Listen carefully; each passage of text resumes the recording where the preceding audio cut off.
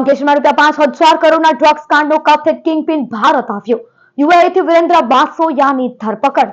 આંતરરાષ્ટ્રીય drugs network સામેની કાર્યવાહી હેઠળ નાર્કોટિક્સ કંટ્રોલ બ્યુરો એનસીબીએ ફરાર આરોપી અને કથિત ડ્રગ કિંગપિન વિરેન્દ્રસિંહ બાસોયાને યુએઈથી ભારત પરત લાવવામાં સફળતા મેળવી છે.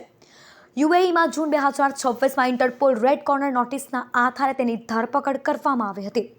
14 ઓગસ્ટે તે દિલ્હી પહોંચતા એનસીબીએ તેને કસ્ટડીમાં લીધો હતો. કેન્દ્રીય ગૃહમંત્રી અમિત શાહે બાસોયાના ભારત પરત લાવવામાં આવવાને નશીલા પદાર્થો સામેની સરકારી ઝીરો ટોલરન્સ નીતિમાં મહત્વપૂર્ણ સિદ્ધિ ગણાવે છે. તેમણે જણાવ્યું કે વિદેશમાં છુપાયેલા ડ્રગ્સ ટ્રાફિક્સને શોધી તેનું સમગ્ર નેટવર્ક તોડી પાડવા માટે એજન્સીઓ કાર્યવાહી કરી રહી છે. બાસોયાને ઓપરેશન ગ્લોબલ હન્ટ હેઠળ ભારત લાવવામાં આવ્યો છે. ઓક્ટોબર 2024માં દિલ્હી પોલીસ સ્પેશિયલ સેલની તપાસ દરમિયાન ગુજરાતના અંકલેશ્વર સુધી ડ્રગ્સ નેટવર્કના તાર પહોંચ્યા હતા. 13 ઓક્ટોબરે અંકલેશ્વરની એક ફાર્મા કંપનીમાં દરોડા દરમિયાન આશરે 518 કિલો કોકેન, જેની આંતરરાષ્ટ્રીય બજારમાં કિંમત આશરે ₹5,000 કરોડ હોવાનું જણાવાયું હતું, જપ્ત કરવામાં આવ્યું હતું. તે સમયે દિલ્હી અને ગુજરાત પોલીસની સંયુક્ત કાર્યવાહી કરવામાં આવી હતી.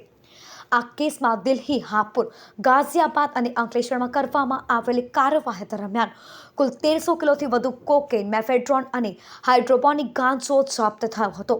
એનસીબીના જણાવ્યા અનુસાર આ અલગ તપાસમાં બાસોયાની કથિત ભૂમિકા ડ્રગ્સની ખરીદી, પરિવહન, સ્ટોરેજ અને વિદેશમાં વિતરણ સાથે જોડાયેલી હતી.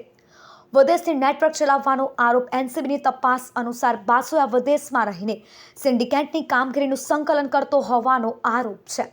ખાસ કરીને મેફેડ્રોનના જથ્થાને ભારતમાંથી અન્ય દેશોમાં મોકલવાની વ્યવસ્થામાં તેની મહત્વપૂર્ણ ભૂમિકા હોવાનું તપાસમાં સામે આવ્યું છે.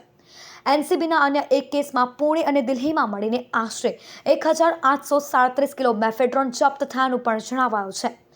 બાસોયા હવે એનસીબીની કસ્ટડીમાં હોવાથી અંકલેશ્વર કનેક્શન અંગે તેની પૂછપરછ તપાસ માટે મહત્વપૂર્ણ બની શકે છે. ડ્રગ્સનું ઉત્પાદન, સપ્લાય ચેઇન, નાણાકીય વ્યવહારો અને વિદેશી નેટવર્ક સાથેના કથિત જોડાણો અંગે એજન્સી વધુ વિગતો મેળવવાનો પ્રયાસ કરી શકે છે.